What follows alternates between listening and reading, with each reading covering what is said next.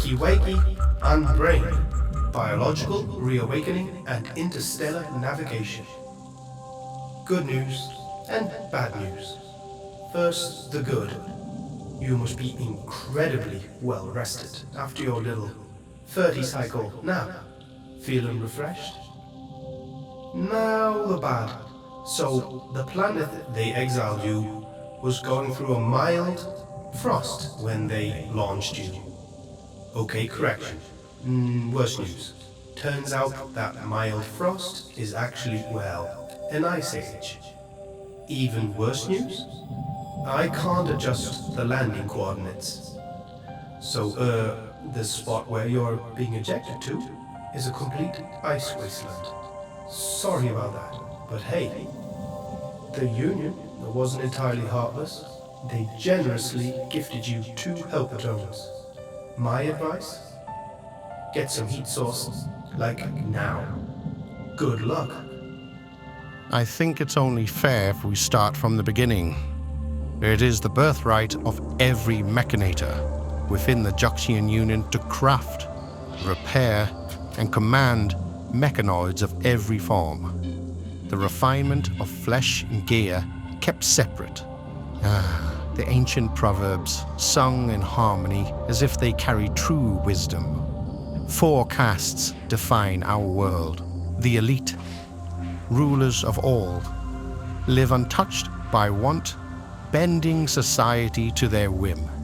Only they possess the authority to command mechanoids, the true engines of our progress.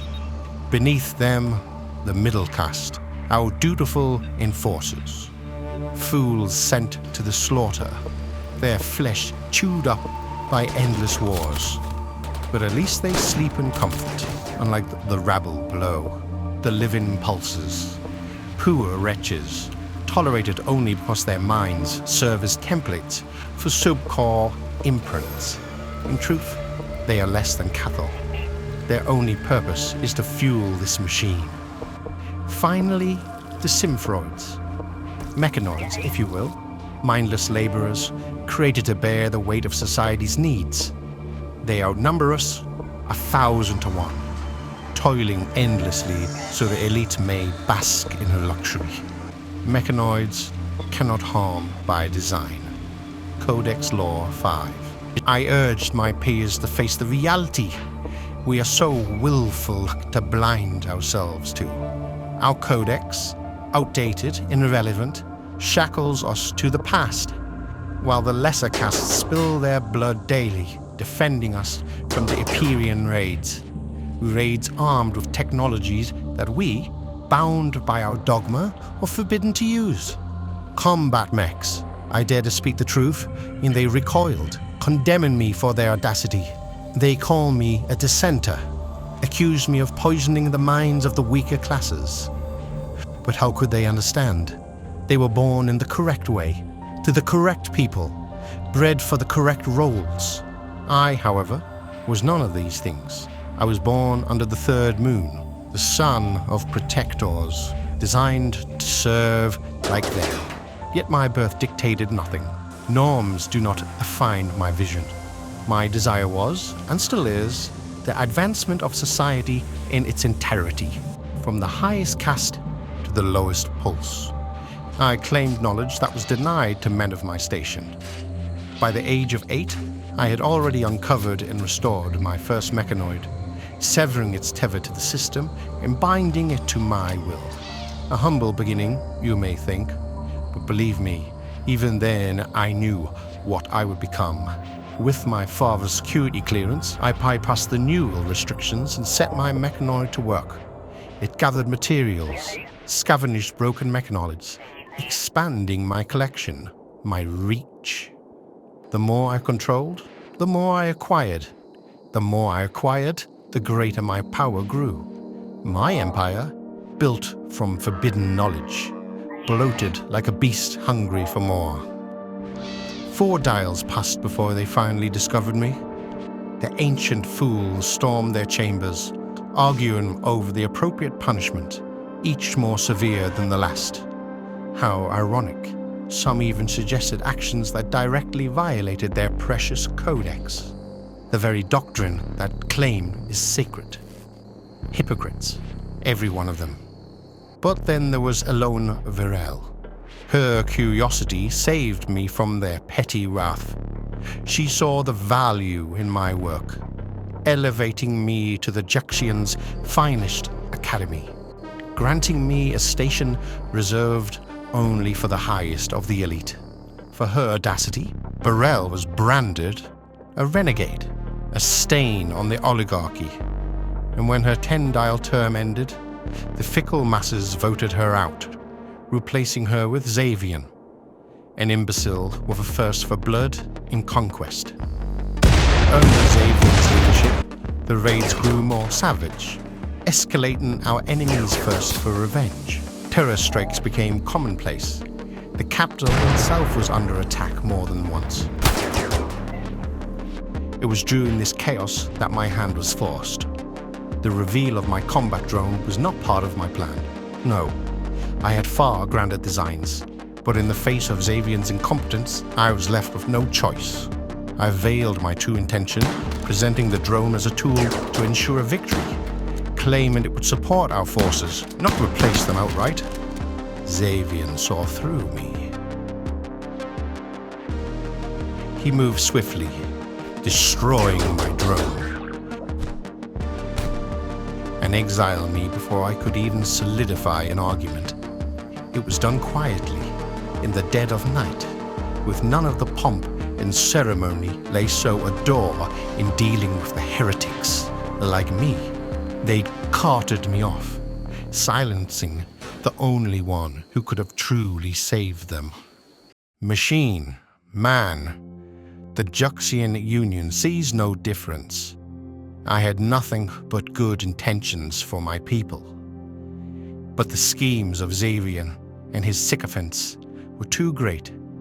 The punishment of exile to be handed to me, launched into the starry night, to be forgotten and lost to the ages, to some remote backwater. So this meager rock shall be my test.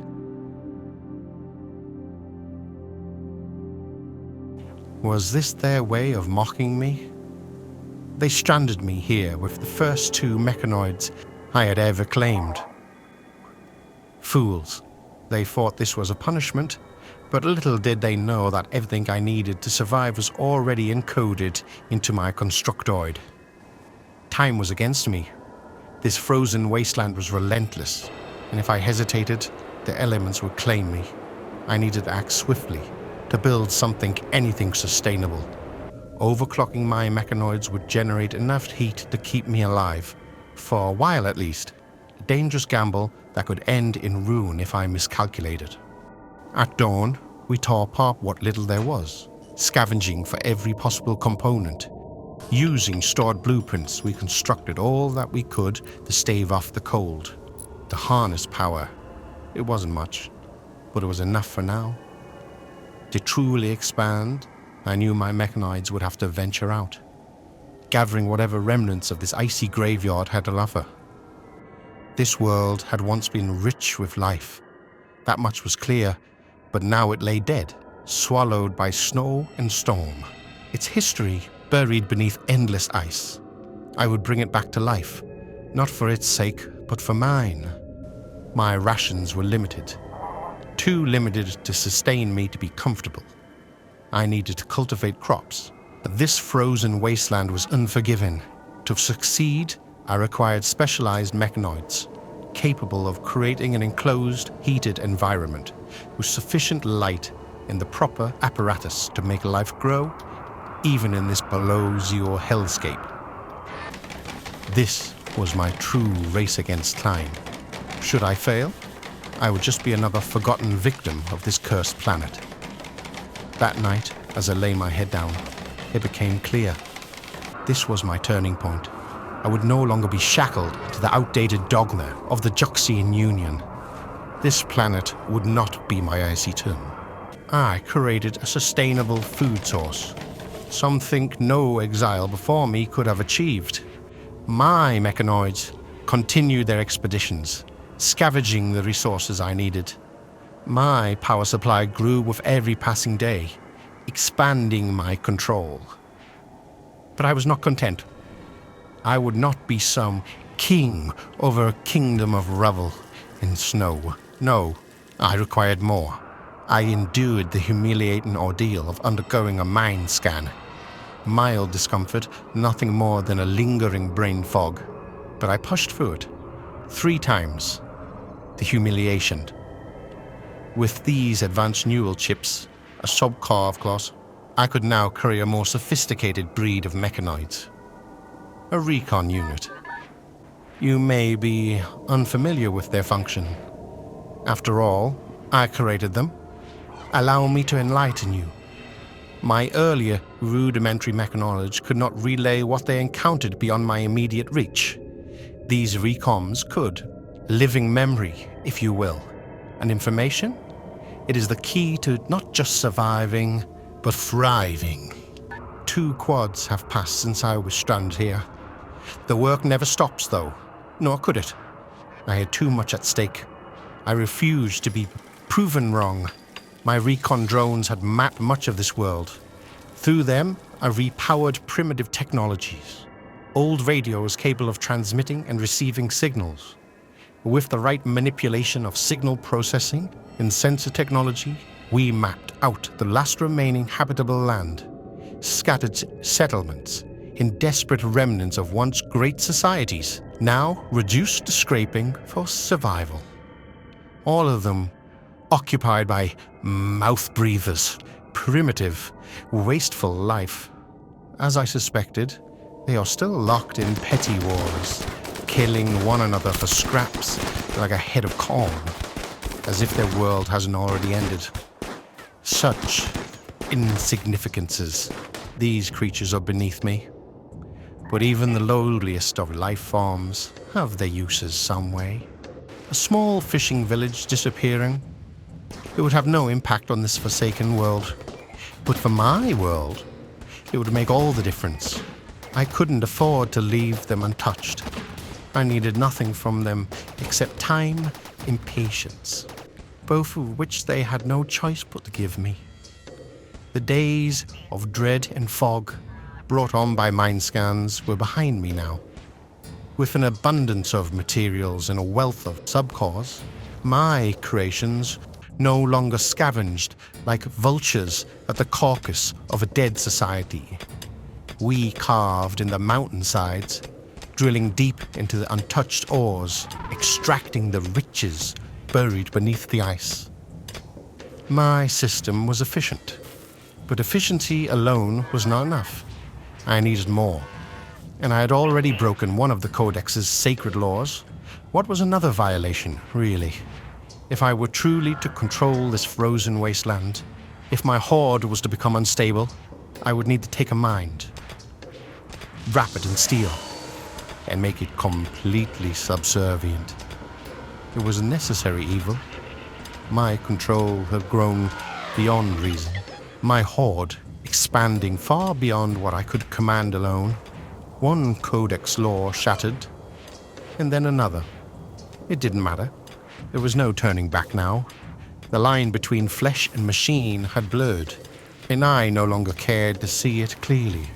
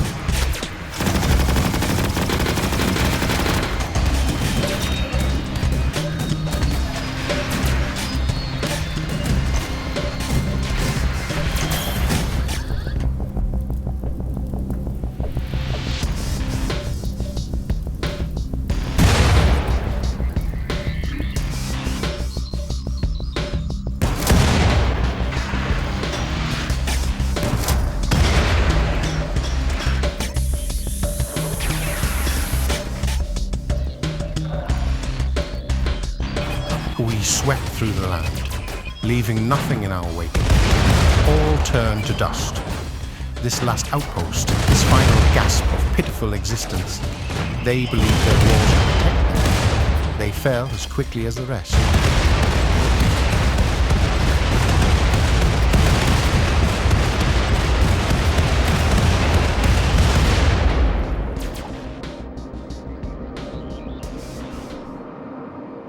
Mechanoids, born on a scale this world had never seen. Even at their peak, the Juxian Union allowed their soft hearts to hold them back.